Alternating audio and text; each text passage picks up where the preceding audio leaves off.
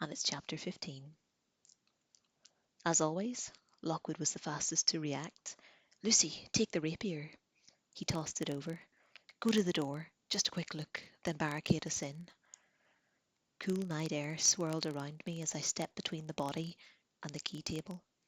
I crossed the threshold and looked out onto the street. Our tiled path was empty. The gate at the end hung open. The streetlight outside number 35 cast a bland, apricot pink radiance in a cone across the pavement. One porch was illuminated in a house opposite. Another had an upstairs bathroom light on. Otherwise, the houses were dark. From down the end of the road, I could hear the ghost lamp's rumbling hum. It was off right now. Within the next 2 minutes, it would come on again. I saw no one. Nothing moved. Keep the rapier in a guard position. I walked out a little further across the line of iron tiles. I peered into the basement yard. Empty. I listened. Silence across the city. London slept. And while it slept, ghosts and murderers walked free. I stepped back into the house and closed the door, flipped the locks, and pulled the chain across. Lockwood and George were crouched by the fallen body. George shuffled sideways to avoid the spreading pool of blood. Lockwood had had his fingers on the man's neck. "He's alive," he said. "Lucy, call the night ambulance. Deepak too. George, help me roll him over." George frowned. "Shouldn't we leave him? If we move, look at him. He doesn't have long. Get him on his side." While they did the business, I went into the library and made calls. When I got back, they had him facing the shelves. He lay with his arm outstretched beneath his head and his eyes half open. The pool of blood hadn't got any smaller. Lockwood, crouching low, bent close beside his face. George, pencil and paper in hand, knelt at his back. I hovered close, near George. "He's been saying something," Lockwood said, "but it's hellishly faint. Something about boogies." "Shh," Lockwood hissed. "You misheard. I keep telling you, it was bone glass, clear as day. He means the thing he stole. Jack, Jack, can you hear me?" "Bone glass?" I had a sudden flash of a little mirrored object clasped in the corpse's hands. Its rim had been uneven, smooth, and brown. I assumed it'd been made of wood. Was it bone then? If so, what kind of bone? Or whose? George leaned close. "Sounds very much like bogies to me." "Shut up, George," Lockwood growled. "Jack, who did this? Can you tell me?" The dying man just lay there. Strange to see him now, after all our searching. The fearsome, ruthless relic man, Jack Carver. Flo had said that he'd wore a thread of violence around him like a cloak, that he was a killer. Perhaps so, but now that violence had been done to him, he wasn't all how I imagined he would be. Younger to begin with, and scrawnier too, with a gaunt, tight look about the cheekbones. There was something indefinitely ill-fed, or indefinably ill-fed about him, a look of constant desperation. His jacket hung loose about his thick white neck, which had a patch of shaving rash under his jaw. His t-shirt was dirty, his jacket smelled bad, as if the leather hadn't been successfully cured. "Who did this to you?" Lockwood said again.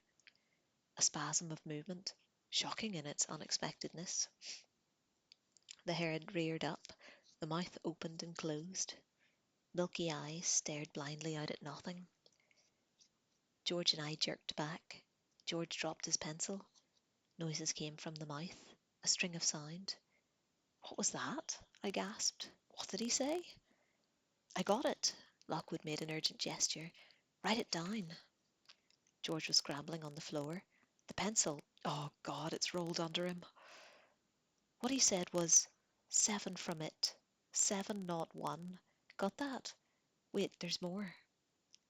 I'm not sticking my hand under there. Next bit. "You see such things, such terrible things." Could Could you fetch a pencil, Luce? Will someone write it down? Lockwood yelled. In a frenzy of panic, George retrieved the pencil and scribbled down the words. We all bent close. The man was very still, breathing wren-like, tiny, frail, and fast. Where's the bone glass, Jack? Lockwood said to him. Has someone got it? The parched lips mumbled again. George sat back with a cry. Juice! He wants some juice. We can give him that. Are we allowed to give him juice? He hesitated, frowning. Have we actually got any? Julius, Lockwood growled. He said Julius, George, as in Julius Winkman. Honestly, your ears. He bent in close again. Winkman's got the bone glass, Jack. The faintest nod. Did Winkman do this to you? For unknown seconds he waited. The man spoke again. Write it down, George, I said. George looked at me. Lockwood glanced up, frowning. Write down what, Luce? Well, what he just said. I didn't hear anything. He said, Please come with me. Clear as day. Lockwood hesitated. Didn't hear that. Write it anyway, George. And move back a bit. I'm watching his lips and you're blocking the light. We shuffled aside and waited. We waited a long time. Lockwood, I said. What? I think that might have been it. None of us said anything. None of us moved. Death is fugitive. Even when you're watching for it, the actual instant somehow slips between your fingers. You don't get that sudden drop of the head you see in movies. Instead, you simply sit there, waiting for something to happen, and all at once you realize you've missed it. Time to move along now. Nothing to see. Nothing to see there, ever again. We knelt beside the relic man, as motionless as he was, holding our breaths, sharing the moment of transition. It was as if we were trying to stay with him for those last few seconds, wherever he was going. That was the only thing we could do. When it was obvious he really had gone, life reclaimed us. We all sat back, one after the other, breathed deeply, coughed, rubbed our faces, scratched ourselves, did trivial stuff to prove that we were still capable and alive. Between us was an object, just an empty, hollow thing. Will you look at this rug? George said. I've only just cleaned the stain from the cocoa we spilled the other night. What did the ambulance people say, Lucy? Lockwood said. The usual. They're waiting for protection. Barnes is arranging that. Okay, we've got 10, 15 minutes. Time enough for what George has got to do. George blinked. What's that? Search his pockets. Me? Why me? You're the most light-fingered of us. Lucy's got smaller hands. She's also the best at drawing. Lucy, take the notebook. I want a sketch of the murder weapon, accurate as you can. While George, white-faced, busied himself with the dead man's jacket, Lockwood and I moved along to the dagger sticking out of his back. My hand shook a little as I drew the rough shape of the hilt. I had to concentrate to keep the pencil firm. Funny how an actual death always hits you so hard. Visitors are scarier, sure, but they don't have quite the power to shock. Lockwood seemed as cool and in control as ever, though. Perhaps deaths didn't have the same effect on him. It's a Morgul dagger, he was saying. From India. Maybe 16th century. The curved hilt's inlaid with ivory and gold. Grips made of black cord, slightly tightly wound around the metal. Lots of decorative pieces fixed to the pommel and the end of the hand guard. Milky white stones. Not sure what they are. Opals, you think, Lucy? Not a clue. How on earth do you know that this is a Morgul dagger? My parents studied Oriental traditions, got whole books on this stuff. Ceremonial piece, I think. Is the blade thin and curved? Can't see, mostly. It's in him. Odd thing to kill someone with, Lockwood mused. Who has one of these outside a museum? An antiques dealer might, I said, like Winkman. He nodded. How very true. Finish the sketch. What have you found there, George? A lot of money, mainly. Look at this. He held out a narrow brown envelope, stuffed almost to bursting, with a quantity of banknotes inside. Lockwood rifled through it swiftly. "All used 20s," he said. "Must be close to 1,000 quid. Find anything else?" "Coins, cigarette paper and tobacco, a lighter and a crumpled note in your handwriting addressed to the Graveyard Fellowship. Also some tattoos, which have given me a lot to think about." "A note in the cafe worked better than I expected," Lockwood said. "I'll take that. You can put the rest back. Yes, the money too. Then we'll put him on his front again. Barnes will be here soon. By the way, we don't let slip what we've uncovered so far. We don't want Kipps getting hold of it." George gave a sudden curse. "Barnes! The ghost jar! I've told Barnes I'd got get rid of it." "Oh, for heaven's sake, go shut the oven door then. Quickly, we haven't got much time." Lockwood was right. We were just lowering Carver back down when we heard the ambulance crew arriving at the door.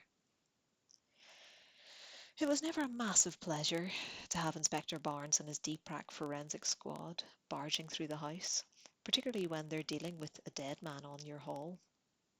For hours they stomped about in their hobnail boots, taking photographs of body, knife and bloodstain from every angle, emptying the corpse's pockets, photographing the contents, and taking them away in little bags, and all the while we were confined to the living room to keep us out of the way. What made it especially irritating was that Kipps had turned up too, together with several of the team. Barnes didn't seem to mind them interfering.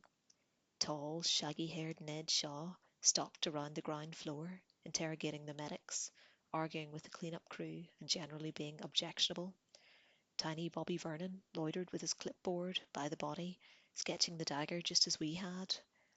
He watched the pocket emptying closely, shaking his head and giving us hard looks through the living room door.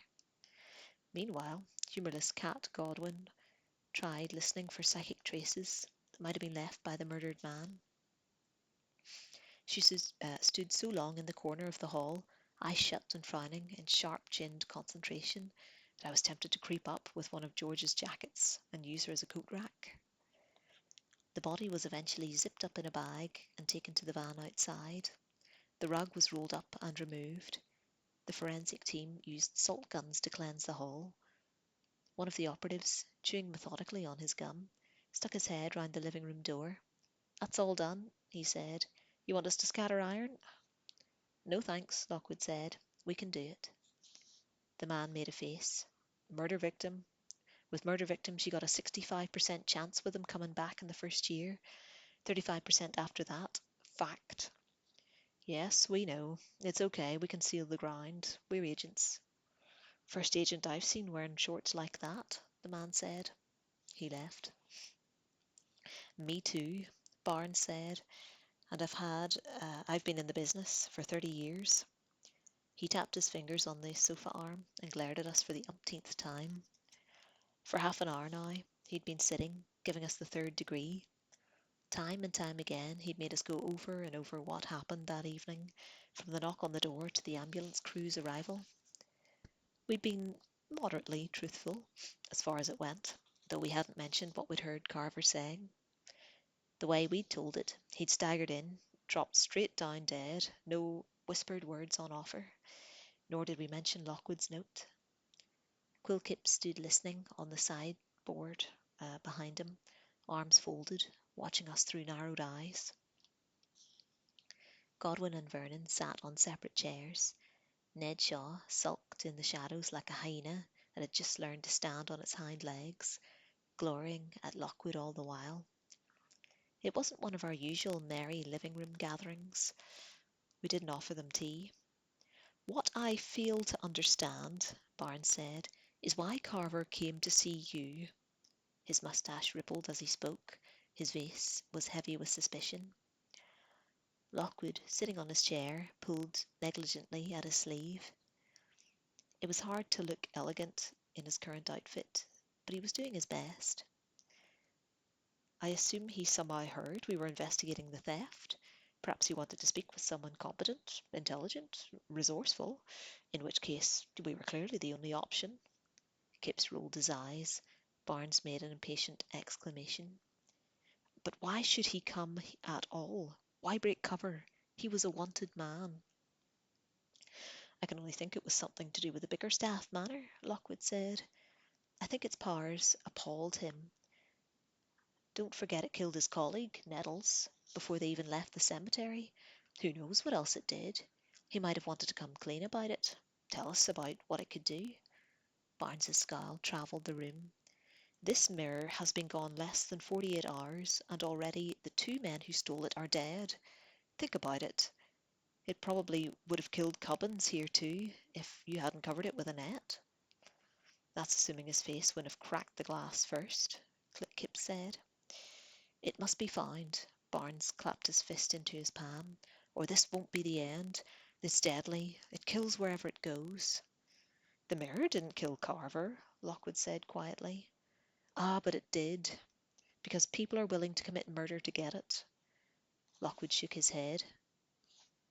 Maybe, but whoever stabbed Carver doesn't have the mirror. How do you know that? From the money he was carrying. He'd already sold it.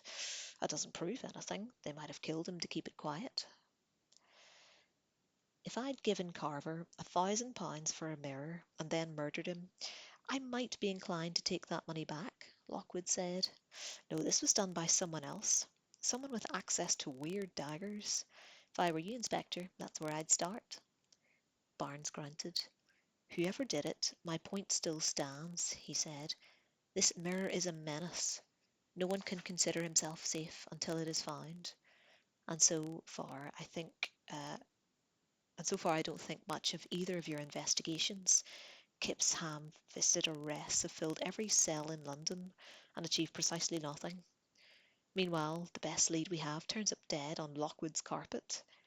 His voice rose several notches. The moustache jutted out like a windsock in a gale. It's not good enough. I need action. I need results. From the chair where he perched like an eager schoolboy, Bobby Vernon spoke for the first time. I'm making excellent progress at the archives, sir, he trilled. I feel sure I'll have a breakthrough very soon. George sat slumped in the depths of the sofa. Yeah, we're working on that too. Cat Godwin had been staring at us in mounting irritation. Inspector, she said suddenly, Lockwood clearly hasn't told us the whole truth about tonight. Look how shifty Cubbins is. I see the guilt in that girl's eyes.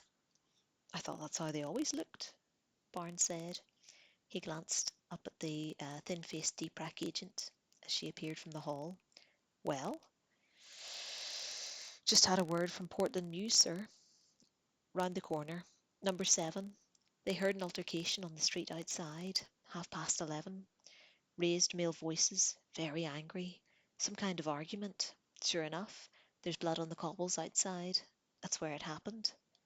Many thanks, Dobbs. All right, we're moving out. Barnes rose stiffly. I should warn all of you that it's an offence not to share information with other investigating agents. I expect cooperation between your teams. I expect results. Lockwood, Cubbins, don't forget to scatter iron in the hall. The party broke up. Barnes and his men left first, then Kipps's team. I showed them out. Quill Kipps was the last to go. He paused at the door. Miss Carlyle, he said, a word with you. So you do know my name, I said. Kipps gave a small smile, showing his neat white teeth. Joking aside, he said softly, I'd like to be serious for a moment. Don't worry. I don't want to know whatever little secret Lockwood is keeping from us. Fair's fair. This is a contest, after all. Although, incidentally, he leaned slightly closer, so that I caught a lungful of some strong, flowery scent. Do you think it was exactly sporting of Lockwood to knock down poor Ned Shaw the other day? That wasn't that slightly against the rules? Shaw started it, I said, and Lockwood really didn't knock him down. Kipps gave a dismissive gesture. May that as it be, Miss Carlyle. You're clearly the most intelligent of your team, and you've got some little talent too. If anything I've heard is true. Surely you don't want to hang around with these losers any longer. You've got a career to think of. And um, I know you had an interview with Fitz a while ago. I know they failed you, but in my opinion, he smiled again, they made a bad mistake. Now that I have little influence in the organisation, I can pull strings, get you a position within the company. Just think, instead of eking out a living here, you could be at Fitz House with all its power at your disposal. Thank you, I said, trying to keep my voice calm. I couldn't remember when I'd been last so angry. I'm quite happy where I am. Think about it, Kip said. The offer's open. And I'll have you know that we're not without influence at your organisation already, I added, while closing the door. Penelope Fitz has invited us to your anniversary party in a couple of days. Perhaps we'll see you there, if you've been invited. Good evening. I shut the door in his face and stood against it, breathing deeply, trying to calm down. I'd walked up the hall, boots crunching through salt, to the kitchen. Lockwood and George were surveying the broken debris from our supper. It seemed a long while ago. All right, Luce, George said.